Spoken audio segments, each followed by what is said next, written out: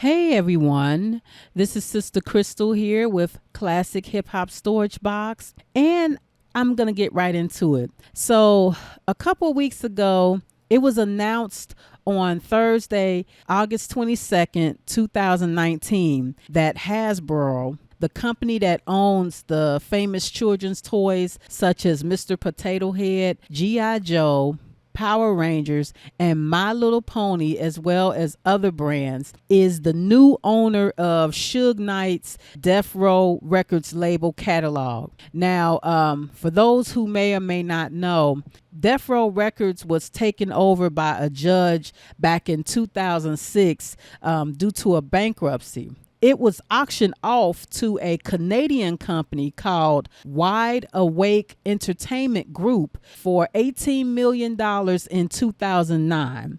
And then fast forward to 2013, and One Entertainment Group, or Entertainment One, bought the Death Row Records catalog in 2013 for a reported $280 million, as reported by XXLmagazine.com. Hasbro Inc., which is headquartered in Pawtucket, Rhode Island, and it was founded in 1923, employs like 5,000 employees. Now, okay, so the reports have come out that Death Row Records has been bought by this company, Hasbro. And a lot of the reports I've been seeing have been reporting on this like really serious. Like they're saying Hasbro has bought Death Row Records and blah, blah, blah. And I thought about it. I'm like, you know what? Do you hear what the reports are saying? The reports are saying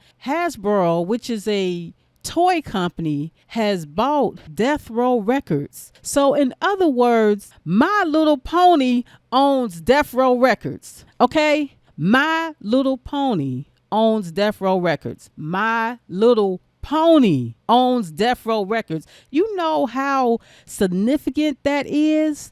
My Little Pony owns Death Row Records. And I have not heard anybody like really report on it. This is hilarious to me. And the only reason why I'm saying this is hilarious, because if you have to understand, for those who have looked into the history of Death Row Records and Suge Knight was the owner of Death Row Records. They have a reputation for fights and beatdowns of their artists. One of the most notable fight or beatdown or what have you, which was allegedly was from Eazy-E. This was back in the early 1990s, where associates of Death Row or Death Row staff jumped Eazy-E and forced Eazy-E to sign away Dr. Dre from his Ruthless Records label. That's what it was reported. Now, Eazy-E, and rest in paradise Eazy-E, but Eazy-E, he signed it, but he signed it with I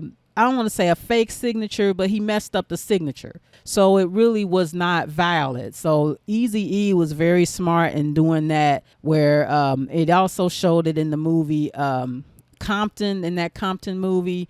Anywho, it's just My Little Pony owned Death Row Records. That I don't know.